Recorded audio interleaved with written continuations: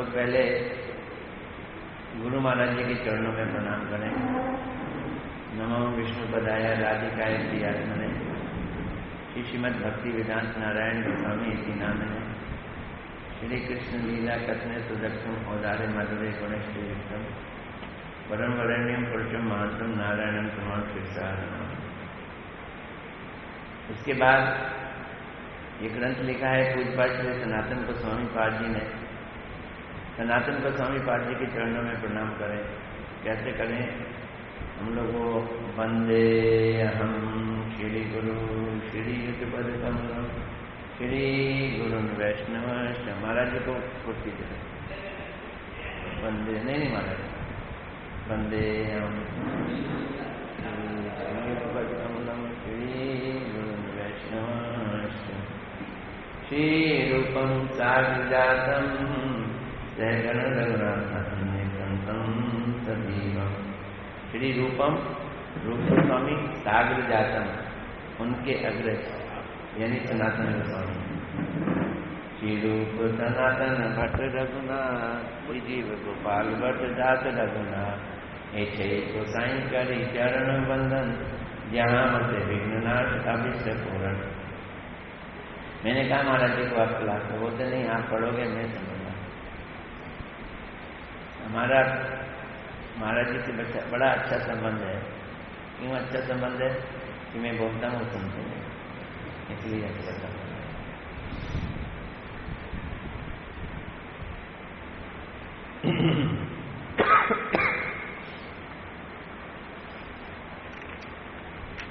नारद जी खोज रहे हैं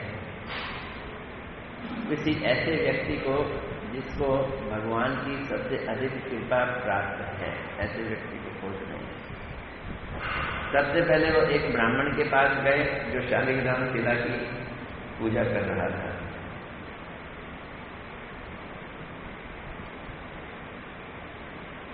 लेकिन उस ब्राह्मण ने नारद जी को कहा, मैं भगवान का कृपा प्राप्त पात्र नहीं हूं। आप दक्षिण भारत में जाइए, वहां एक राजा है और देखो कितनी जबरदस्त भगवान की पूजा करता है। वहां गए, राजा से मिले। राजा ने कहा, अरे हम चमड़ी के लोग क्या भगवान की पूजा करेंगे? स्वर्ग में देखो उनके भाई बनकर रहते हैं इंद्र के, उनके पास था। नारद जी स्वर्ग में गए, इंद्र से बोला कि तुम बहुत अच्छे भक्त हो, भगवान स्वयं भाई बनकर तुम्हारे पास रहते हैं। लेकिन इंद्र ने भी कहा, कहने की बातें हैं, कब आते हैं, कहाँ आते हैं, कैसे आते हैं, कुछ पता ही नहीं चलता। मैं तो स्वार्थ के लिए उन्हें अपने यहाँ खींच के लाके बैठा करता हूँ। असुर लोग मुझे ना, असुरों से राज्य लेने के लिए मैंने उनकी पूजा की और वो भाई बन गया। अगर वास्तव में देखना है तो ब्रह्मा जी को देखो, वहां पे भगवान किस तरह से उनके साथ हमेशा रहते हैं। वो जब यज्ञ करते हैं तो आके अपने हाथों से यज्ञ का फल ग्रहण। ब्रह्मा जी के पास गए और उनकी बड़ी तारीफ की। यहाँ तक कह दिया नारद जी ने ब्रह्मा जी को, कभी कभी तो लगता है आप ही भगवान हैं, क्योंकि शास्त्र कहते हैं ब्रह्मा जी और भगवान में कोई भेद नहीं है। तो ब्रह्मा जी ने नारद जी को थोड़ा सा फटकारा भी, क्योंकि बेटे हैं ना नारद जी ब्रह्मा जी। और कहते हैं तुम्हें कितनी बार समझाया कि मैं भगवान नहीं हूँ, भगवान और मैं में बहुत अंतर है, मैं तो भगवान के चरणों का अपराधी हूँ। फिर उन्होंने अपनी अपराधों के लिए दिखाया, कैसे मैंने बछड़े चुराए, कैसे मैंने ये किया वो किया। अगर तुम्हें भक्त देखना है, अच्छा खासा भक्त देखना है, तो तुम प्रहलाद जी के पास जाओ, शिव जी के पास जाओ। देखा, मेरे से ज्यादा हिंदुओं में पता है। शिव जी के पास जाओ। और शिव जी के पास गए, सदा शिव लोक में गए शिव जी के पास, या कैलाश में गए, कहाँ गए? शिव लोक बोला जाता है, सदा शिव। शिव जी की बड़ी तारीफ की उन्होंने। और बताया आप तो भगवान से अभिन्न हैं। तब शिव जी ने उनको बहुत ही सिद्धांतिक रूप से समझाने की कोशिश की। बोलते देखो, मैं तमोगुण को कंट्रोल कर रहा हूँ और संसार में मेरा काम जो भगवान ने दिया है सबसे घटिया काम दिया है। अगर मेरे पे कृपा होती तो घटिया काम देते उसको।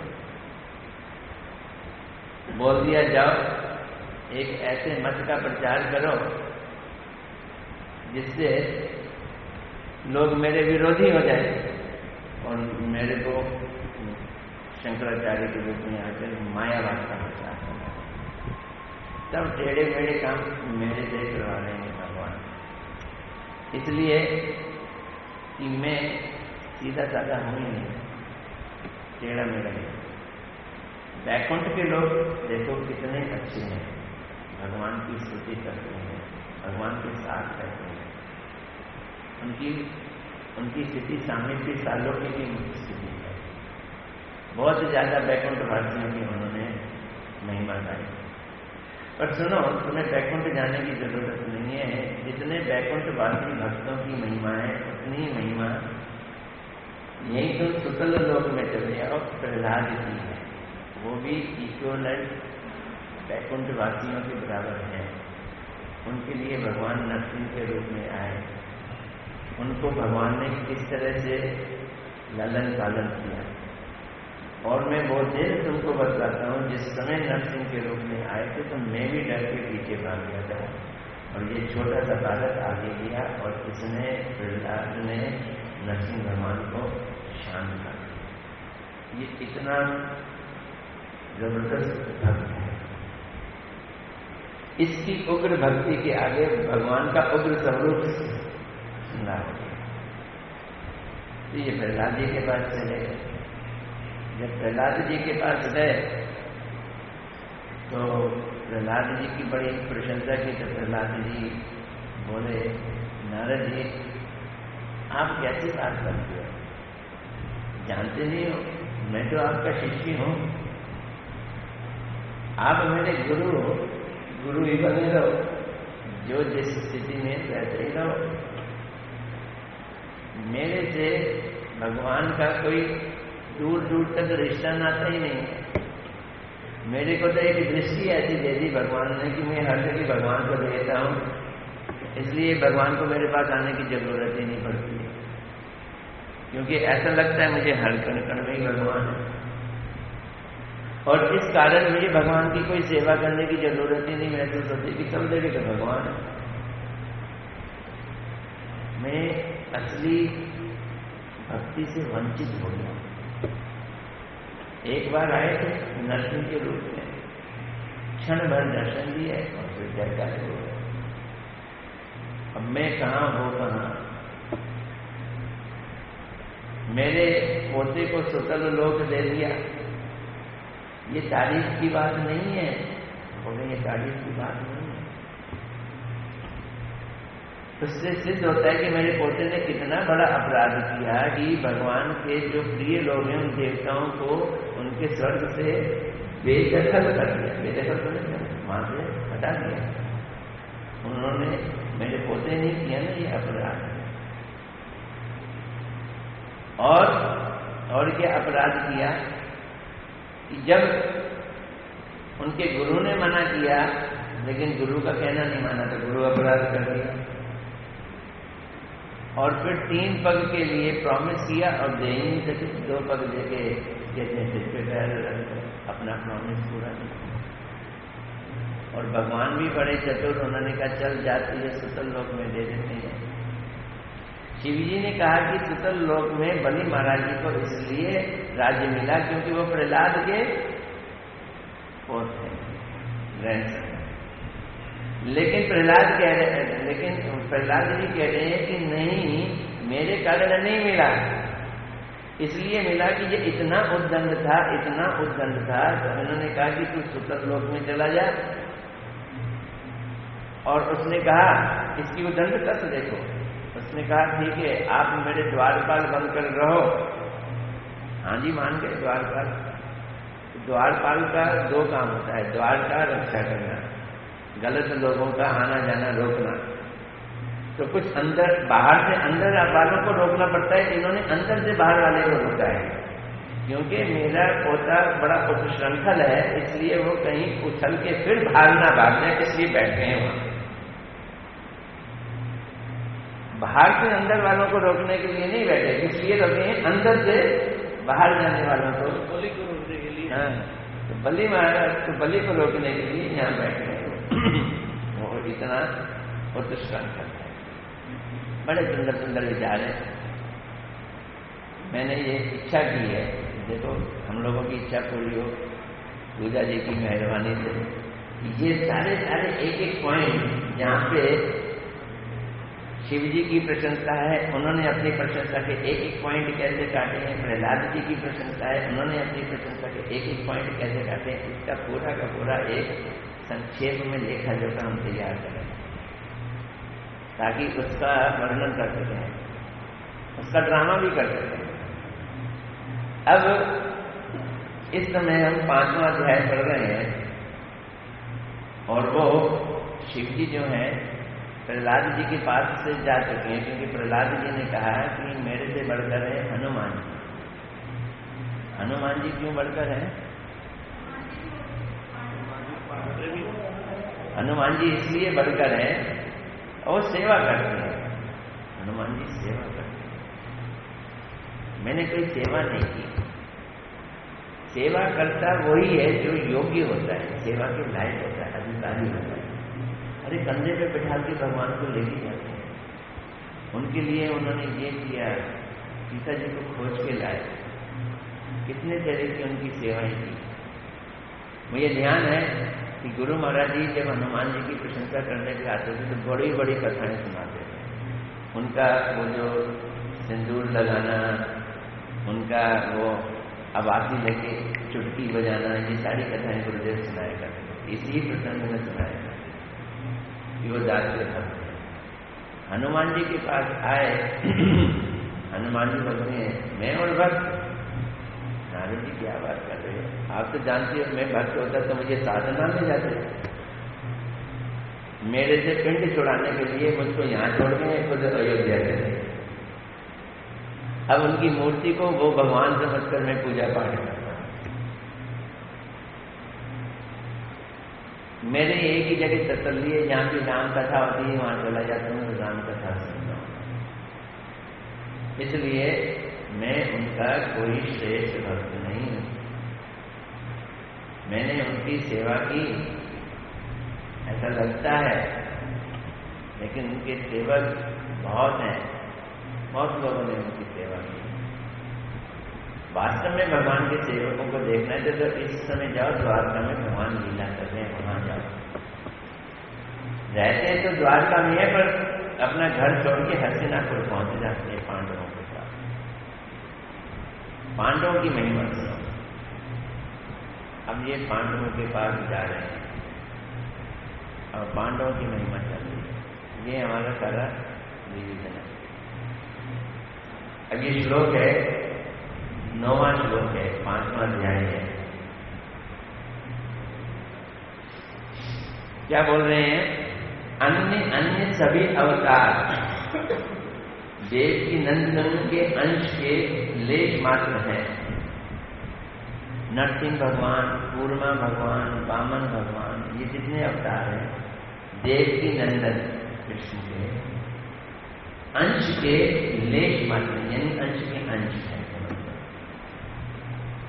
और ब्रह्मा जी तो वो भी नहीं है, वो मात्र विभूतियां हैं। अब देखो इस चीज को समझना जरा। कई लोग भगवत गीता में से कोट करके कह देते हैं, भगवान ने कहा कि शब्द में ओम में हूं, प्रणव में हूं, ओम अपने को बोला गीता में। तो बहुत लोग कहते हैं देखो गीता में भगवान कह रहे हैं ओम मैं हूं, तो ओम की पूजा करो, ओम का ही उच्चारण करो।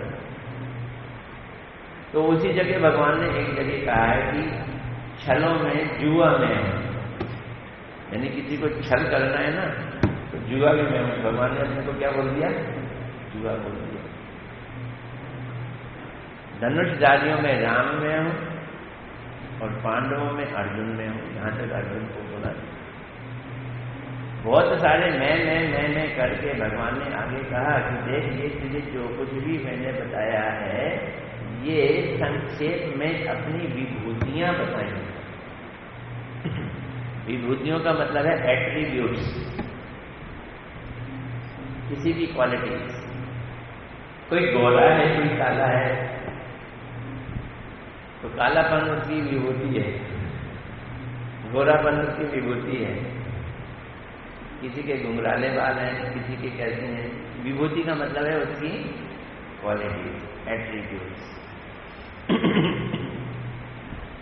तो भगवान ब्रह्मा जी को अपना अंश का अंश भी नहीं बता रहे हैं। क्या बता रहे हैं? यहाँ पे विभूति बता रहे हैं। जगत की सृष्टि स्थिति प्रलय कारिणी माया उनके संकेत के अनुसार उनकी आज्ञा का पालन करती है।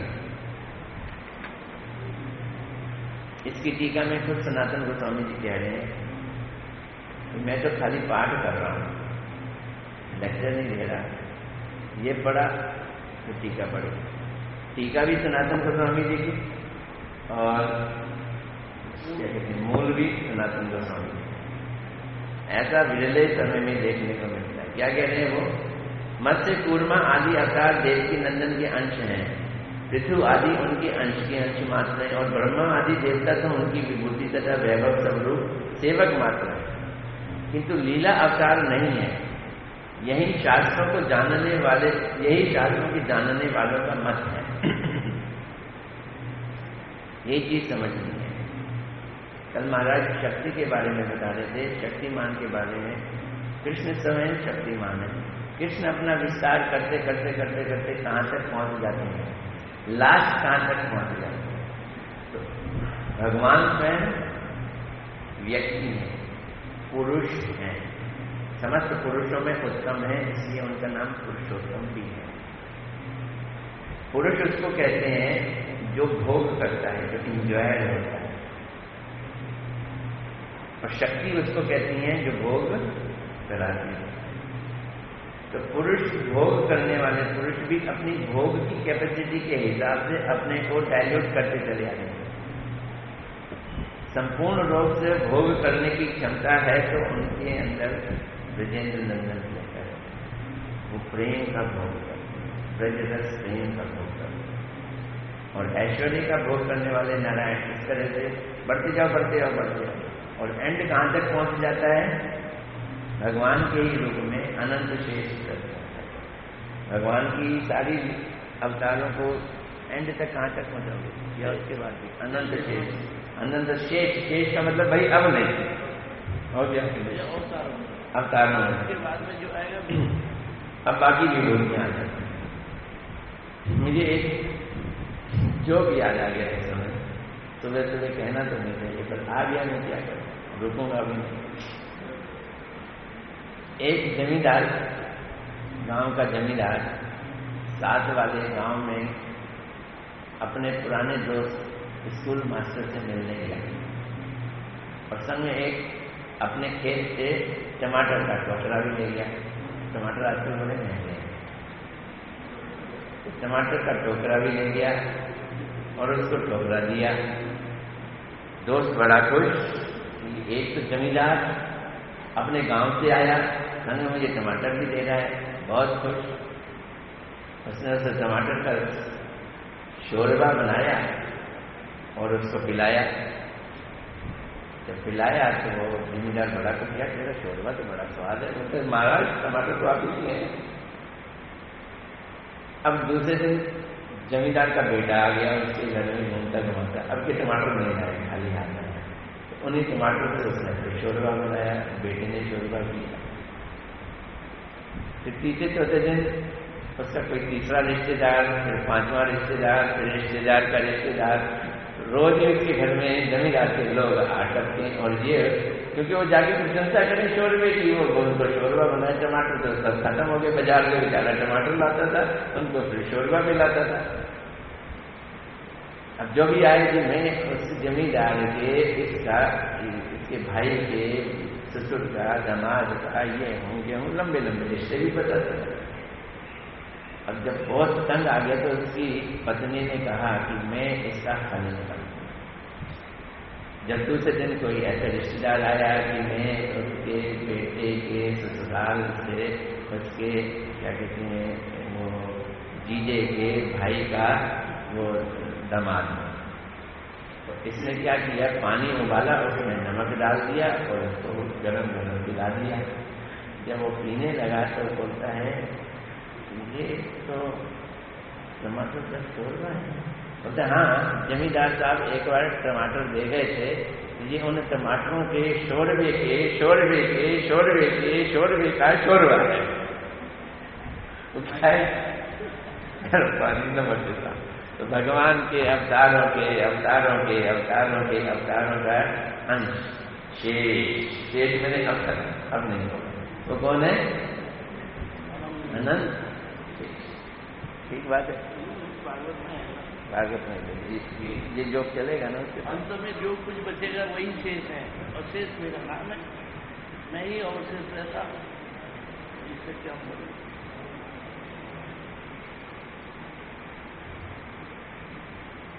किंतु लीला अवतार नहीं है, यही शास्त्र में जाइए। हमें ये कह रहा था कि भगवान का जो अपना स्वरूप भोगता वाला है उसका ये विस्तार है। उसी समय उनकी शक्ति जो उन्हें भोग कराती है वो भी पैरेलल रूप से संग के संग अपना विस्तार करके चले जाती है।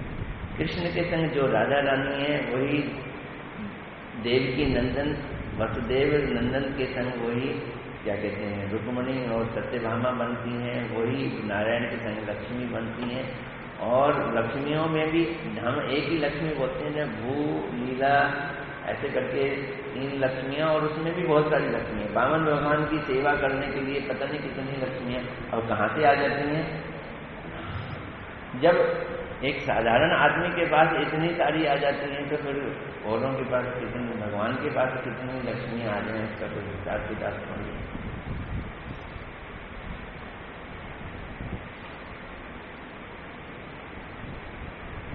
श्री नारद के प्रति ब्रह्मा जी की उक्ति भी अभिव्यक्त किया गया है। जैसे हे नारद, मैं रुद्र, विष्णु, प्रजापति, अन्य समस्त देव ऋषि, स्वर्ग लोक पालक, मनुष्य लोक पाल, पाताल आदि पाल, गंधर्वपति, विद्याधरपति, चरणपति, यज्ञपति, उर्गपति, पता नहीं इसका क्या मतलब है, नागपति, ऋषि श्रेष्ठ, पितृश्रेष्ठ, दैत्येंद्र, सिद्धेश्वर, दानेन्द्र, प्रेतपति, पिशाचपति, भूतपति, कुष्मांड अधिपति।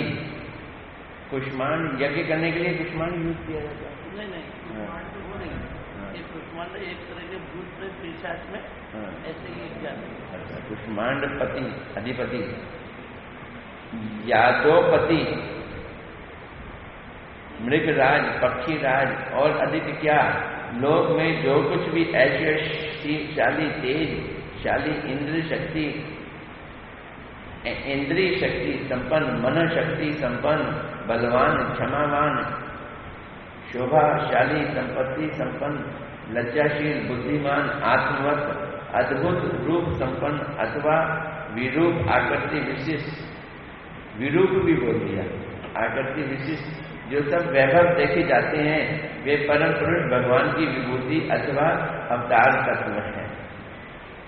तो भगवान ने अपनी विभूतियों का गीता में भी ये बताया, जहां भी जो गुणों में सबसे श्रेष्ठ चीजें हैं वो सब मेरी क्या है, विभूतियां हैं। जैसे धोखा देना भी एक गुण है, उसमें सबसे श्रेष्ठ क्या है, जुआ। तो भगवान ने उसको कहा है वो मैं हूं, जल में रस में हूं, ये विभूति होगी। तो ये भी एक किस्म से अवतारों में ले लिया गया।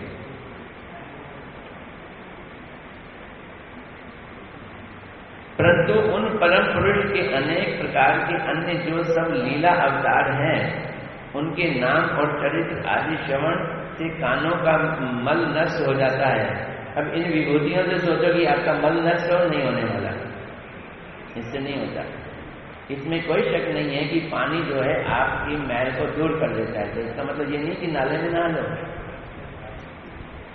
नाले में नहाने से आपका मैल नहीं दूर होगा। अरे नाले की तो बात है, चलो मथुरा वृंदावन में भी नहा तो मुसीबत पड़ जाती है, क्योंकि पानी क्या है, खारा पानी। वो सिर के बालों को साफ करने के बजाय उल्टा और जोड़ देता है।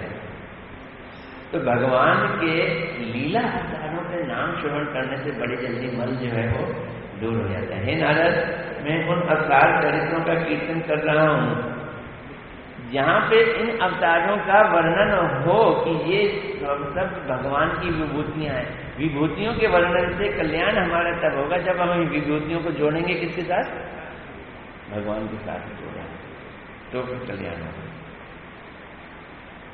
तुम कानों के द्वारा पान करो अर्थात श्रवण करो। इस श्लोक की व्याख्या में श्रीधर स्वामी जी टीका में लिखते हैं, मैं यानी ब्रह्मा जी, रुद्र, विष्णु, दक्ष आदि प्रजापति तुम्हारे जिस नैष्ठिक ब्रह्मचारी, स्वर्ग लोकपाल, भूवक पालक, भूलोक पालक, पाताल आदि लोगों के पाल, गंधर्व अधिपति, विद्याधर अधिपति, तो सारे लोग फिर से इन्होंने लिख दिए हैं। अर्थात तेज युक्त, इंद्रिय अनेक, शक्ति से युक्त तथा बल, दृढ़ता, शोभा, अकर्म, जुगसु, संपत्ति, ये सभी भूमा पुरुष की विभूतियां हैं। ब्रह्मा जी कह रहे हैं ये भूमा पुरुष की विभूतियां हैं। इस प्रकार श्रीमद् भागवत गीता के विभूति योग के अध्याय के क्रम अनुसार गुण अवतार को विभूति गणना करके अब सच्चिदानंद घन लीला अवतार के विषय में कहने के लिए उद्धृत प्रधानित्य इत्यादि श्लोक द्वारा यहाँ पे कह रहे हैं। क्रमानुसार प्रथमतः चतुर्सन रूप में ब्राह्मण होकर वही परम पुरुष आविर्भूत हुए।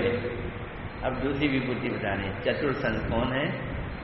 सनक, सनंदन, सनातन, सनत कुमार। इस प्रकार लीला अवतारों के नामों का वर्णन करने में प्रवृत्त होकर श्री ब्रह्मा ये भी कहा कि उन परम पुरुष के बहुत से क्षुद्र क्षुद्र अवतार हैं, किंतु उनमें से प्रसिद्ध अर्थात इन सभी में मुख्य अवतारों के विषय में क्रमशः कीर्तन करूंगा। इस विषय में प्रथम स्कंद में भी कहा गया है, हे द्विज गण, सत्व निधि श्री हरि के असंख्य अवतार हैं। और तो और क्या अधिक वर्णन करूं, क्या सुंदर ढंग से बता रहे हैं। जैसे किसी एक अक्षय सरोवर से असंख्य छोटी छोटी जल धाराएं निकलकर अलग अलग दिशाओं में प्रवाहित होती हैं, उन सत्निधि भगवान से भी उसी प्रकार अनेक अवतार आविर्भूत होते हैं। इस बताए हुए श्लोक में सत्व शब्द से परम करुणा शक्ति अर्थात असंख्य अवतारों के प्रादुर्भाव की शक्ति का बोध होता है। अतएव असंख्य अवतार ही नित्य हैं तथा सभी अवतार ही करुणावशते जगत में पुनः पुनः अवतरित होते हैं। अक्षय सरोवर से निकलने वाली जल धाराएं जैसे नित्य होती हैं, इसका दृष्टांत के अनुसार उन स्वयं भगवान के असंख्य अवतार भी उसी प्रकार नित्य हैं। अतएव इन सभी अवतारों की देह की दी हुई घनीभूत परमानंद सभी प्रकार के गुणों से युक्त तथा सभी प्रकार के दोषों से रहित हैं। भगवान जितने भी अवतार लेते हैं, उन अवतारों का एक बात समझना जरूरी है, वो भी नित्य है। नित्य का मतलब ये नहीं है, मुझे ध्यान है कुछ समय पहले मैं एक सरदार से मिला, सिख था, वो बोला कि देखो अभी तो हमको ये जो सिखों के 10 गुरु हैं इनकी ही पूजा करनी चाहिए, कृष्ण की नहीं करनी चाहिए। वो तो आए और चले गए, द्वापर में आए। लेटेस्ट कौन आए? जो लेटेस्ट है ना वही तो क्लोजेस्ट है, जो क्लोजेस्ट है उन्हीं की पूजा करनी चाहिए।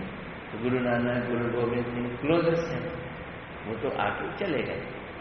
अब वो कृष्ण चले गए, अब कृष्ण की जगह नानक जी आए, नानक जी की जगह फिर बाकी अवतार उनके गुरु आए और उसके बाद गोविंद सिंह जी आए। सबसे बड़ा कंफ्यूजन करते हैं सारी दुनिया के लोग अपने गुरु को भगवान के संग क्या कर देते हैं? एक ही कार्य करते तो वैष्णव लोग भी हैं, लेकिन बड़ी चतुराई से करते हैं। क्या चतुराई करते हैं? इन्होंने गुरु नानक को ही भगवान बना दिया, जबकि खुद गुरु नानक अपने को भगवान नहीं मानते हैं, वो अपने को दास मानते हैं। तुमरी गत मित तुमरी जानी, नानक दास सदा कुर्बान। वो अपने को दास मानते हैं। लेकिन हमारे विश्वनाथ चक्रवर्ती पाद कहते हैं, साक्षात हरित्वेन समस्त शास्त्र उक्तस्ता भावट एक सदी, कि भगवान और गुरु, हमारे गुरु साक्षात भगवान है, साक्षात हरित्वेन, हरि ही है। लेकिन कैसे हरि है?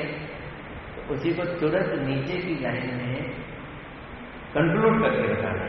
इसका मतलब नहीं है कि स्वरूप से हरि है, हरि के प्रिय हैं, इसलिए उनके अंदर हरि की ताकत आ गई। जिस तरह से कोई व्यक्ति अपने बाप का प्यारा हो बेटा, तो उसमें बाप की ताकत आ गई। जो बेटा कमिट करेगा वो बाप कर देता है, क्योंकि बेटा और बाप में एक संबंध है, प्रेम का संबंध है। ऐसे ही गुरु और भगवान में प्रेम का संबंध है, इसलिए गुरु के अंदर वो सारी उससे भी ज्यादा शक्ति है जो भगवान में खुद है। भगवान खुद उस कार्य को ना करें, लेकिन शिष्य के कहने पे जरूर कर देंगे। इस पॉइंट ऑफ व्यू से साक्षात हरित्वेन समस्त शास्त्र उक्त एक तद्वी, किंतु फिर किंतु लगा दी, किंतु प्रभोर्या प्रिय एवं सत्य, क्योंकि वो प्रभु के प्रिय हैं, इसलिए वो हरि के समान शक्ति वाले हो गए। वो भी कौन सी शक्ति वाले हैं? हम लोगों के, शिष्यों के लिए। सृष्टि रचना की शक्ति गुरु में भी नहीं है, गुरु की शक्ति शिष्यों के लिए। एक बद्ध जीव के ऊपर भगवान जितनी कृपा करता है, उससे ज्यादा कृपा गुरु की कृपा होगी, और गुरु के कहने पे भगवान कृपा करेंगे, क्योंकि गुरु भगवान के अति प्रिय है, ये कह दिया। और ये लोग ये बात नहीं कहते, ये लोग कहते हैं भगवान और गुरु क्या है? एक ही हो गए। उनको यही मायावाद है, एक ही कार्य कर दिया। तो इसलिए ये जितने भी अवतार हैं, ये गुण अवतार, ये विभूतियां, ये गुरु बन के जो आए हैं, ये भगवान नहीं है, पर भगवान की विभूतियां होने के कारण भगवान के बहुत क्लोज हैं, नजदीक हैं। तो इसमें बोल रहे हैं कि परंतु श्री विष्णु के गुण अवतार अर्थात विभूति रूप गणना करने पर भी, अथवा प्रति मनवंतर में अवतरणकारी होने से, अर्थात भगवान के मनवंतर पालन या अधिकार आदि की आशा से यज्ञ आदि रूप, अथवा श्री विष्णु रूप होने पर भी वे लीला अवतार हैं। लीला अवतार वर्णन के प्रसंग में कहा गया है, वे प्रजापति ऋषि से आकृति के गर्भ में सुयज्ञ के नाम से जन्म ग्रहण कर, दक्षिणा के गर्भ से सुषम जैसे श्रेष्ठ देवताओं को उत्पन्न कर, उन पुत्रों के सहित स्वयंभू मनवंतर पालन करते हैं। ये भी सब चीजें उनके अलग अलग अवतारों की लीलाओं की हैं, कि किस तरह से वो आकृति के गर्भ से सूर्य बनकर आते हैं, और दक्षिणा के गर्भ से सुषम बन के आते हैं। ये यज्ञ रूप भगवान ही अब इस मनवंतर रूप में स्वयं इंद्र बने हैं। यद्यपि किसी किसी स्थान पर इनको विभूति कहा गया है, तथापि ये लीला अवतार है, अर्थात मनवंतर पालन के अधिकार के विचार से तथा इस समय में उनके इंद्रत्व के विचार से उनका विभूति रूप से वर्णन किया गया है। वस्तुतः वे लीला अवतारी हैं। अतः मुख्य लीला अवतारों की क्रम संख्या लीला स्तोत्र आदि में समझनी पड़ेगी। यहाँ लीला अवतार बता रहे हैं, इंद्र को लीला अवतार में ले लिया। और भगवान का हाथ भी बताया जाता है सभी वेदों में। देखिए इंद्र जितना भी मंत्र आएगा सब में इंद्र शब्द। यानी कि मैं अगले श्लोक का अनुवाद ही पढ़ रहा हूँ, 10वां श्लोक। धरणी के विलाप से कातर होकर ब्रह्मा आदि देवताओं द्वारा क्षीर सागर के तट पर उपस्थित होकर पूर्ण निष्ठा के साथ व्रत पूजा और एकाग्र चित्त से स्तुति करने पर भी वे देवता भगवान के दर्शन या अन्य किसी भी प्रकार की उनकी कृपा प्राप्ति नहीं कर पाए। इतना सादा देवताओं का महिमा बतला के, इतनी सारी उनकी भगवान के साथ क्लोजनेस दिखाकर अब बोल रहे हैं इनकी औकात ये है कि ये भगवान के दर्शन नहीं कर पाए, कर ही नहीं पाए। ये दर्शन नहीं कर पाए हैं, इतने बड़े इतने बड़े इतने बड़े, लेकिन दर्शन नहीं कर पाए। छोटी सी चीज हम देखते हैं, इस सागर में ब्रह्मा जी ने केवल आकाशवाणी सुनी और वो देवताओं को बताया। वो एक कारपोरेटर जो कॉरपोरेशन में मेंबर होता है, कॉरपोरेटर, वो आता है मंदिर में 3-4 लोग उसके साथ। तो इस समय जैसे चेयरमैन बन गया, वेस्ट जोन का चेयरमैन, हेल्थ जोन का चेयरमैन, बड़े ही सम्मान के साथ आता है। हम भी सम्मान दे रहे हैं। तो चलो MP साहब से मिलते हैं, मेंबर ऑफ पार्लियामेंट, यहाँ की जो मेंबर ऑफ पार्लियामेंट, हाँ चलो मिलते हैं। कारपोरेटर जी बड़े ही अकड़ के कि मैं कारपोरेटर हूँ, वहाँ ले गए। जब वहाँ ले गए तो उनको बाहर बैठा दिया, हम भी बाहर बैठे।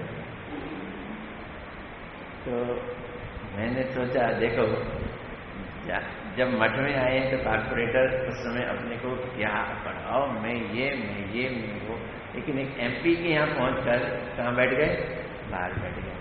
फिर जी वो नीचे आए तो उसके साहब जी कर रहे हैं, सर जी कर रहे हैं, उनको नमस्कार कर। सर जी देख भी नहीं रहे, वो उनको देख रहे हैं। सर जी किसको देख रहे हैं? जो उनकी ज्यादा नजदीक है, जो ज्यादा उनको प्रिय है, जिनके साथ उनका ज्यादा स्वार्थ का संबंध है। MP है ना, जिससे ज्यादा स्वार्थ का संबंध है। बड़ी मुश्किल से देख के फिर मिलान हुआ। तो मैं ये देख रहा था कि बड़ी बड़ी विभूतियां भी भगवान के आगे आके क्या करती हैं, पानी भरती हैं।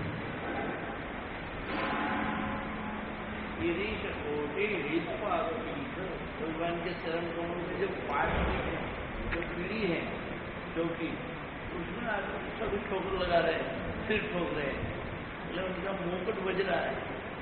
तो भगवान जिससे बात कर रहा था बड़े दूर से ब्रह्मा जी आ रहे हैं, प्रणाम कर रहे हैं, दूर से भगवान बैठे हैं, और जो उनके चरणों पे वो है पीठ पे उनका मुकुट लग रहा है, और मुकुट की आवाज से धन धन धन हो रहा है, एक नहीं अनेक ब्रह्मा जी।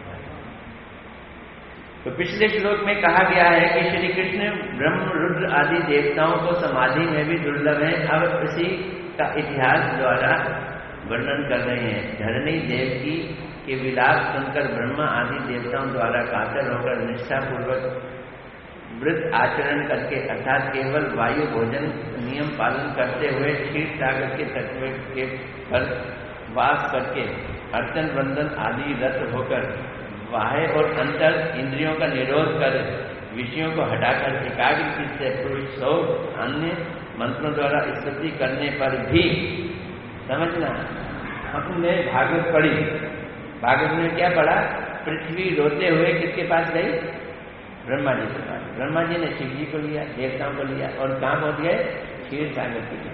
पहुंचे कैसे, उसके लिए क्या क्या पापड़ बेले उन्होंने, हम तो कल्पना भी नहीं कर सकते। कहते हैं वायु खाली खा रहे, खाना पीना छोड़ा, खाली ब्रह्मा जी ने नहीं, सभी लोगों ने। तो उसके लिए यहाँ बोल रहे हैं कि केवल वायु भोजन नियम पालन करते हुए क्षीर सागर के तट पर वास करके अर्चन वंदन आदि में रत होकर अंदर बाहर की इंद्रियों का निरोध करके एकाग्र चित्त से पुरुषोक्त आदि मंत्रों के द्वारा स्तुति करने पर भी वे प्रभु दर्शन अथवा किसी भी प्रकार का आश्वासन आदि रूप कृपा की प्राप्ति नहीं कर पाए। साक्षात प्रभु प्राप्त करने की जो बात दूर, वे सुप्रसिद्ध उपाख्यान 10 स्कंद में है, उस क्षीर सागर में जो विष्णु है उस विष्णु को भी नहीं देख पाए। खाली ब्रह्मा जी को एक आवाज सुनाई दी, तो बाकियों की तो बातें। केवल ब्रह्मा ही समाधि में अपने हृदय रूपी आकाश में अविर्भूत देव वाणी के रूप में उनकी आज्ञा से अवगत हुए थे। तथा उस प्रसिद्ध आज्ञा को प्रकाश करके उन्होंने देवताओं को संतुष्ट किया था। ये सारे ही सब काम पापड़ सब बेल रहे थे, लेकिन आवाज किसको सुनाई दी? खाली ब्रह्मा जी को। ये चीजें हम भागवत में पढ़ने तो इतनी क्लियर नहीं होंगी। इसका मतलब है कि सारे इंद्रियों को निरोध करना, अपनी आसक्तियों को समाप्त कर देना, निष्काम हो जाना, ये सारी चीजें अपने मन स्थिति बनाना अति आवश्यक है भगवान के क्षीर सागर तक जाने के लिए। भगवान को पाने की बात तो दूर की बात।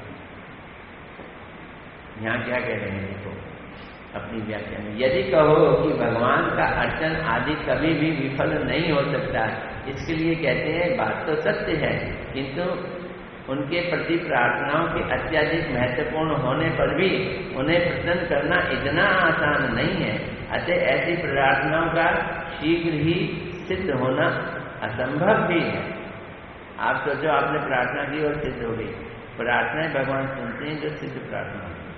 इस विचार को पूर्व श्लोक में वर्णन करके अब भगवान परम दुर्लभता की बात कर रहे हैं। भगवान की परम दुर्लभता की बात कर रहे हैं। श्री ब्रह्मा समाधि में आकाशवाणी श्रवण करके देवताओं को कहने लगे, देखा नहीं आकाशवाणी सुन देवतागण, मैंने भगवान के आदेश का श्रवण किया है, तुम लोग हल्ला मचाना बंद करो, कोलाहल रोको, श्रवण करो और शीघ्र ही उनकी आज्ञा का पालन करो। ये कहकर ब्रह्मा ने भगवान द्वारा कहे गए वचनों को सुनाया।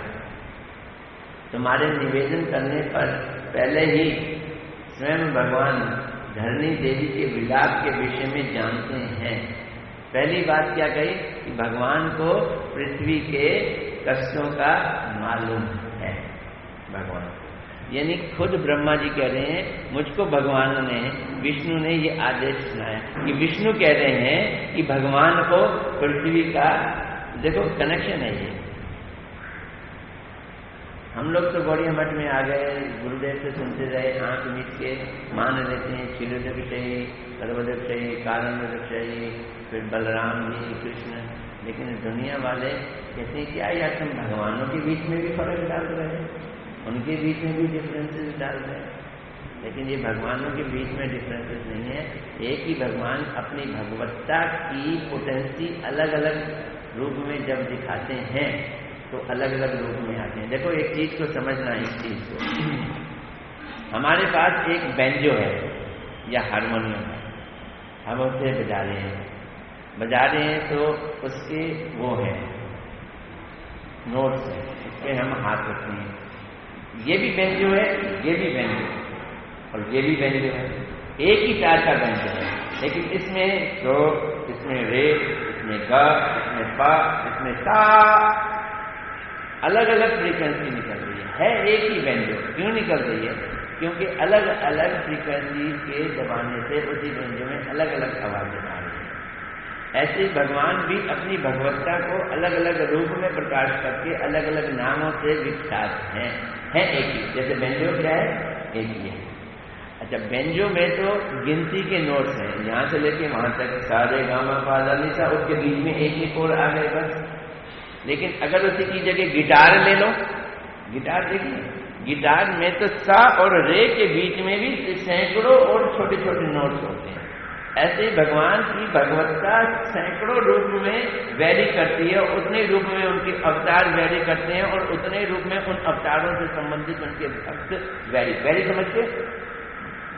वैरी का मतलब क्या कहना चाहिए? वो अलग अलग है, वेराइटी है। मैं कॉम्प्लिकेटेड चीज को सिंप्लीफाइड लैंग्वेज में बताने की, इंग्लिश में बताने की कोशिश करना, कहीं ऐसा ना इंग्लिश में हिंदी नहीं समझ आ रही। तो इसी चीज को यहाँ हम वर्णन कर रहे हैं कि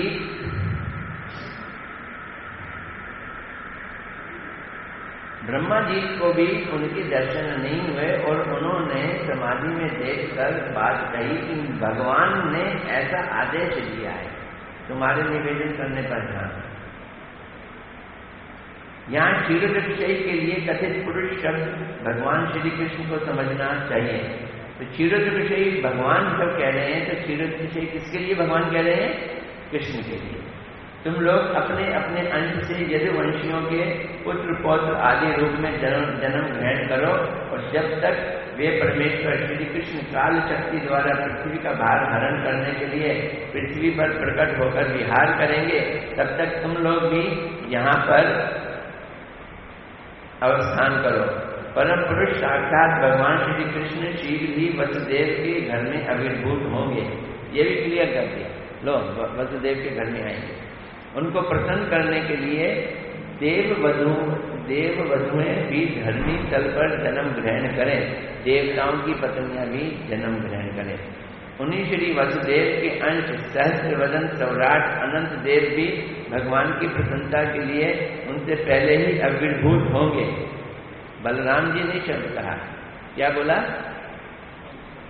अनंत शेष संकर्षण बोला।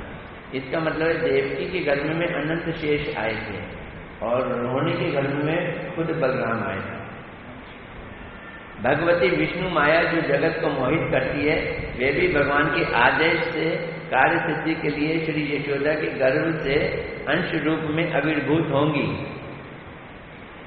वो भी होंगी। योग माया भी यशोदा के घर से बेटी बन के आएगी। श्री भगवान इस आदेश को ब्रह्मा केवल बुद्धि वृत्ति की प्रेरणा से अपने हृदय में समाधि अवस्था से ही अवगत हुए थे, अर्थात बाह्य इंद्रियों को वशीभूत करके केवल मन को ही एकाग्रता द्वारा आकाशवाणी रूप उस आदेश को प्राप्त किए थे। कैसे सुन पाए वो? क्योंकि बाकी सारी इंद्रियां उन्होंने कंट्रोल कर ली, अपने कान, अपने नाक, अपने आंख आदि सभी इंद्रियां कंट्रोल कर ली, और ऐसी अवस्था में फिर हृदय में भगवान की आकाशवाणी। कंट्रोल करने का क्या मतलब है? कि बाहर की आवाज नहीं सुनाई दे रही है, बाहर की चीजें दिखाई नहीं दे रही है, किंतु वक्ता का दर्शन प्राप्त नहीं कर पाए कि ये आवाज किसकी आ रही है। उस वक्ता का, बोलने वाले का दर्शन नहीं मिला। अपने हृदय रूपी आकाश में आविर्भूत उस देववाणी रूप परम निगूढ़ आज्ञा को प्रकाश करके ब्रह्मा जी ने सभी देवताओं को सुख प्रदान किया। चलो आज यहीं से 6:15 हमारा तो टारगेट 6:15 तक होगा। हरे कृष्णा कृष्णा कृष्णा हरे हरे, हरे राम राम राम।